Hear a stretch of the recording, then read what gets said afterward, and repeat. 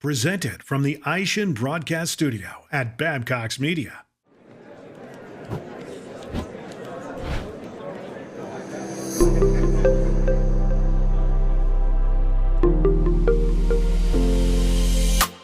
Hello, everyone, and welcome back to a very special episode of Business Casual. With me today is President and CEO of Autologue Systems, Jim Franco. Jim, how are you doing today? I'm doing fantastic. Thank you for asking. First of all, I want to thank you, Emma, and Mr. Babcock's for all of the marketing and advertising he's done with me way over 25, 30 years, and has helped me grow my company. So I really appreciate the whole Babcock's team. So thank you. I think it's no secret that we love you here, and that's why we're so excited to have you on this episode of Business Casual. So we're just going to dive into it. I'll go into the first question. You started your career as an Union Oil dealer and then moved into the aftermarket parts distribution business. So what inspired you to acquire Autologue, which has grown into a software powerhouse with more than 5,000 locations worldwide? Well, I'm going to use the word inspired, but I'm going to have to back up a couple of years to set the stage for how it really happened. A lot of people say, you said you owned an auto parts store and then you bought a computer company. How did that all happen? Well, when I tell this little story, I think you'll all get it. Now, let's go back into the 60s and 70s. Inventory control in those days were a little metal box with little 3x5 cards in it called a Cardex system. So every day we brought our handwritten invoice that sit down at the Cardex desk and found the part number, pulled the card out, wrote on the card, sold one and the date, and put the card upside down. Once I got through my days of sales, I called the WD up on the phone and tell them each part number one at a time. That's how I called in my order. Then, when the parts came in, we took the packing slips back to the Cardex system and took out the card that was flipped up, put yes received one, and put it back down the way it goes. Back orders, we had a little purple clip. And I said to myself, there's got to be a better way. But that's all we had. Can you imagine if I want to know how much money I had invested in my filters, I'd have to bring my calculator into the Cardex machine and on each card pick it up and see the amount. And I mean, it was so antiquated, it was ridiculous. So one day in 1973, a guy walks in the front door and says, I'm from Triad. We're a computer company, and we have the answer for you. You can get rid of your Cardex system. I said, it's about time. I'm all in. So I was one of the first Series 10s back in the early 70s to purchase a Triad computer system. Now, to give you an idea of the expensive computer system those days, I paid $56,000 for my Triad machine and like $1,200 a month. And my new home was $34,000 at $370 a month. Just to give you a feeling of how expensive computers were in those days. And now let me tell you about this new computer. It did no point of sale. It did no accounts receivable. All it was an electronic posting machine. And on top of that, they recommended I get a computer operator to do what they did in the Cardex system. So I would enter the handwritten invoices. And now she would go to the Triad computer system, a Series 10, and post in those invoices. At the end, it would add them up. That was how much sales we did. And it would also do a below minimum, which was a purchase order that I could either call in or fax to my WD. So at least we got started. 3 different times, I tried to take one of those little plasma, the old timers know the little plasma screens that came out on the Series 12. Tried to put that on the counter because I said, we're writing out invoices, we're putting the time, the date on it. We had to use our calculators to add it all up. But the computer can do all that more accurately. 3 different times I tried to put those computers on the counter, and my counterman says, Mr. Franco, do you want us to sell auto parts or mess with what you call a computer system? So I had to pull it back off until Triad got their stuff together and got point of sale working well. So now we went on for another 4 or 5 years, and in comes a gentleman from Safeguard Scientifics. That's a company in New Jersey that invented the write-at-once check system. You write the check, the carbon copy on the top, has a general ledger, da-da-da-da-da-da-da. They said, Mr. Franco, we're going to design and develop a computer system for the auto parts business. I go, wow. And they said, since you're so forward-thinking, would you mind flying back to New Jersey and be on a panel to help design this system we're going to call Autologue? I go, yes, it should do this, and this. I mean, I was all over it because I was already introduced to what computers could really do. So away I go, spend a week back there. A couple of years later, Safeguard comes to me and says, Mr. Franco, how would you like to be a distributor for Autologue? I said, okay, what does distributor consist of? Well, here's the deal. You sell the system, you get a contract. We'll send the equipment to the customer with the roll of wire and the ends. You install the system, you train it, and we'll pay you 30%. I go, wait a minute. So you're telling me I can have a side business with no inventory, no accounts receivable, and no employees? I'm all over. So I started selling computer systems on the side when I had my auto parts stores. Now let's roll up. That was about 80, 81. So let's roll up to 1984. In 1984, me and two other guys that I hired selling computer systems were the number one distributor in the whole entire United States. Still have auto parts stores. Because that year we had an incentive program going on, we got a share for $50,000. So I shared that with two salesmen, and the money I had left over is what I used for the down payment when Safeguard comes to me and said, Mr. Franco, I'm sorry, we've been losing over $1 million a year. You're a great distributor. I wish all our distributors were as good as you, but we're going to either sell it off or shut it down. I go, wait a minute. This is a fantastic system. The problem you guys have, you hire these IBM guys that don't know the automotive aftermarket. I think I can do a better job. So that is the inspiration and the need to purchase Autologue Computer Systems in 1985. And by the way, this is our 40th year anniversary, so we're marketing that and having fun with it. Yeah, and 4 decades is a huge milestone. I mean, when you sold your auto parts store in 1986 and dedicated all your time to Autologue, what factors were most integral in growing the company over these past 4 decades? Can we talk risks and good opportunities as well? That, I'll be very honest, it was a really big change. I built an auto parts store from one employee up to 30 some and 20 some years, and it was really, really fun. But the computer business was different, very different. What do I know about the computer business? Nothing except selling it. I knew what it could do, and I know it made people more money. But as far as programming and support, and I had a lot of learning curves.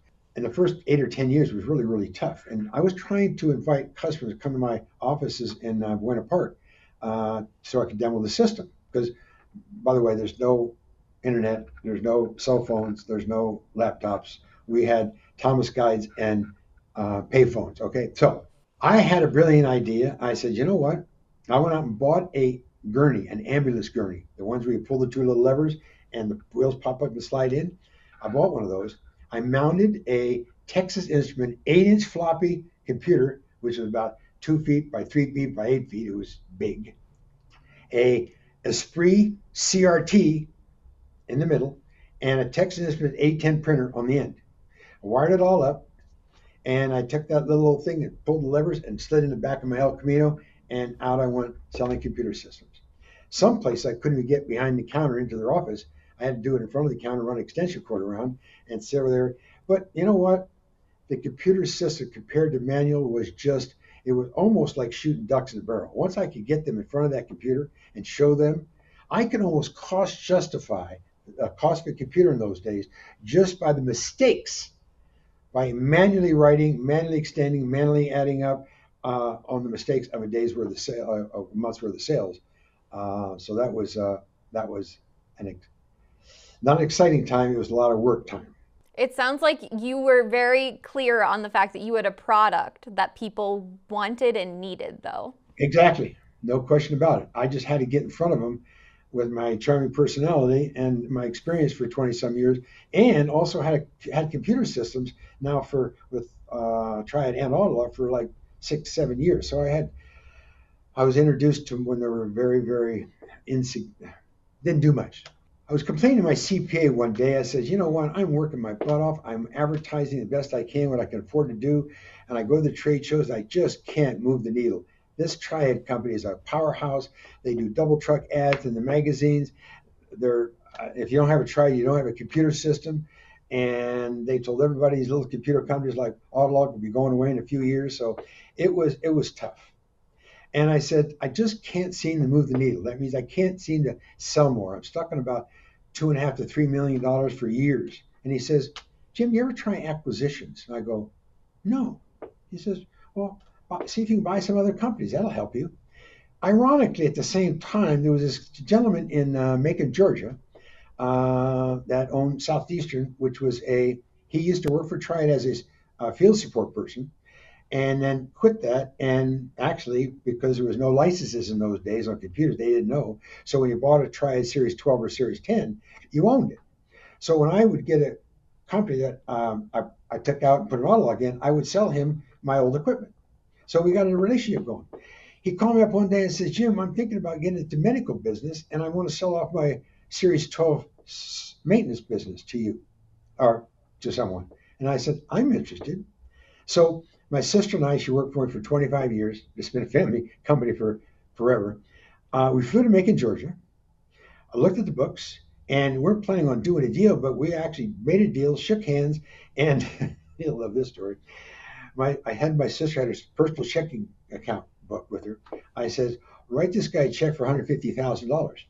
She had $18.46 in the checking account. She said, Jim, I said, we'll be honest. We told them that when we get back to California, of course, we'll make the check good. So hang on for a couple of days. So that was my first acquisition. But then it worked. And that opened my eyes. And I actually went shopping for other technology companies that were either retiring or can't move the needle either because they couldn't afford to advertise or hire a salesman, whatever the circumstances were. I did 17 acquisitions over the next 25 years.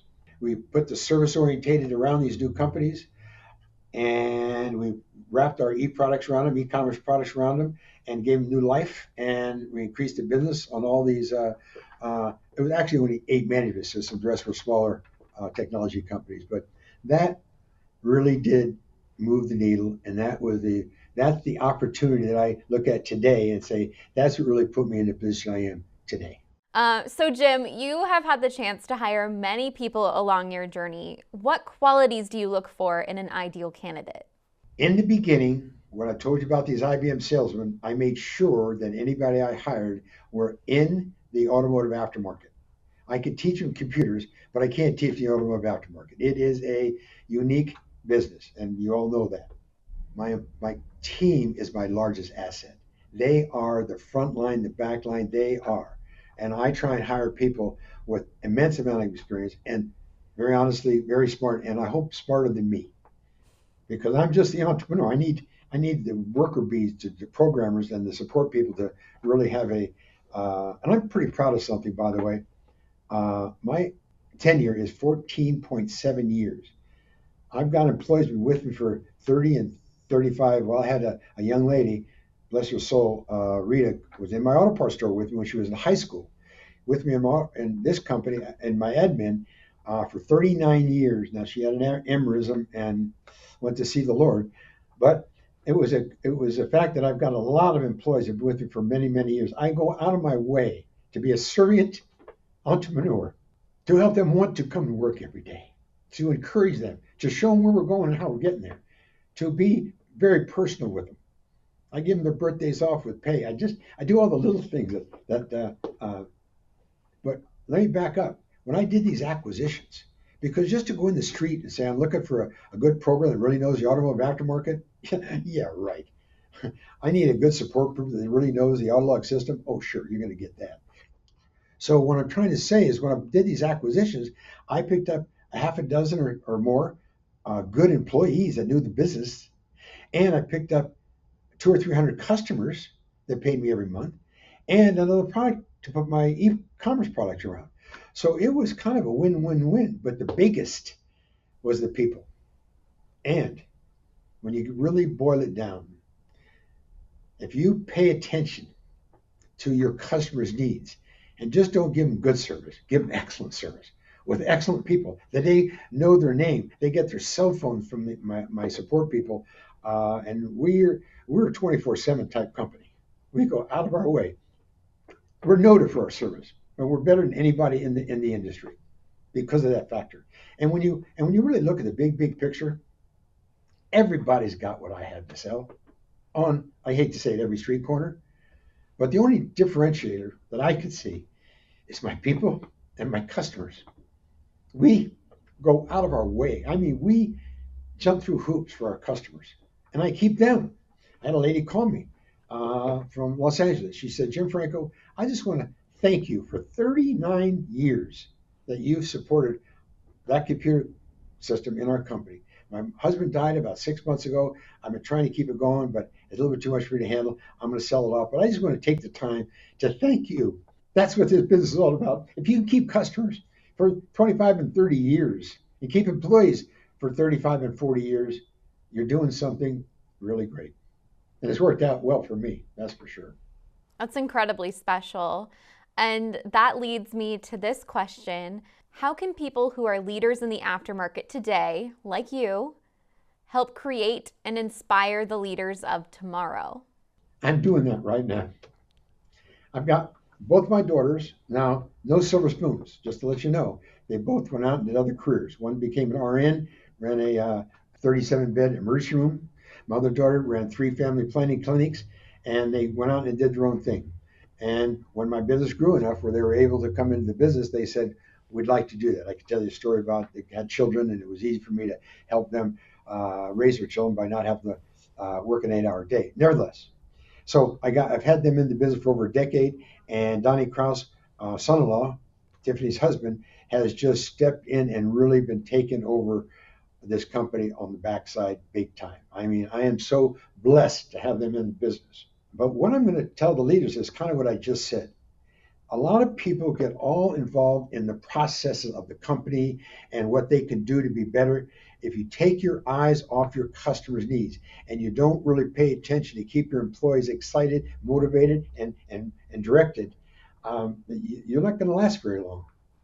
And I know that with this model we've created, this culture, this family culture we've created, I believe I can go for another 25 or 30 years because it's been a really, really, really fun time. In fact, the best time I've ever had in my business is right now, 40 years later. I tell a lot of people I'm 39 years old, going on 83, but who's counting?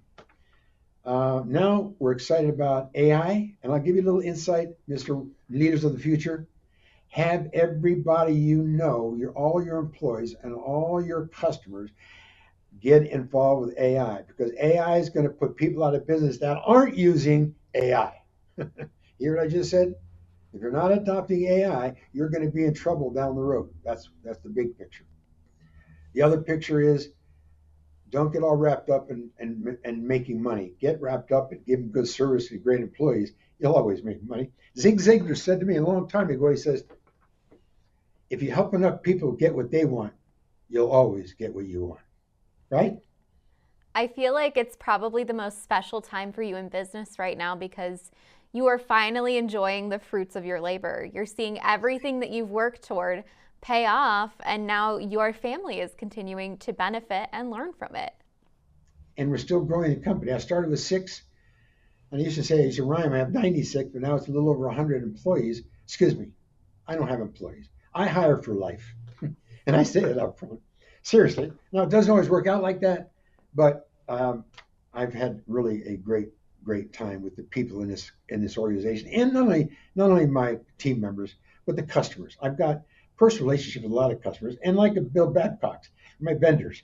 It's been a fun ride. So there's a little tradition on this podcast. We call it your aftermarket 3. It is 3 pivotal moments, maybe a mentor, maybe something that really sticks in your memory that keeps you around the automotive aftermarket. So I'm curious, what are your aftermarket 3? And I know it's a little unfair for you because you have several more decades experience than some of the other people I've asked this question to. Well, I think stuffing 64 years of experience into the last 15 minutes was one of my accomplishments. No, I would say I had my most fun when I was behind that counter in my auto parts store. Now, I built that up from 1 employee to over 30 some, and 3 or 4 locations, big machine shop doing 300 engines, 500 heads. That's the only way I could compete with the chiefs, the AutoZones, and those retailers back then. I did something they couldn't do: bore engines, do valve jobs, etc. So that was a great time in my life. And I think the next big was doing all those acquisitions, going out there, negotiating with owners to buy their companies, and have it be a win-win. You know what I mean by win-win? They said, you know what? You're a good man to take over my company, number one, and thank you for this kind of monies so I can retire and go forward. So there, I didn't mention it, but 16 of the 17, I talked the owners into carrying the paper. I give them a few $100,000 down and paying for the next 3, 5, 7 years, all depends on the amount, whatever millions it was. And that's the way I did all those acquisitions, except the last one. I had to buy Parts Watch, Auto Ease, and a McSell from eBay. And when you have a B in front of your sales, billion-dollar companies, they are just very difficult to do business with. That was a milestone when I had to dig up millions of dollars, which they wanted all cash, by the way, and pull that off and have the results that I have today after having that company for 9 years. That is our go forward product. We're taking Parts Watch to be a very high performance warehouse system. We already have a WMS system we're working with, connected with there, which is what they call paperless warehouse, all barcode in, barcode out. And we've got every division has got their arms wrapped hard around AI. My programmers are using AI. We have AI embedded in our help screens in all of our products, all of our e-products. Hit the button, ask AI right there on the screen, and it's phenomenal. Our customers are loving it.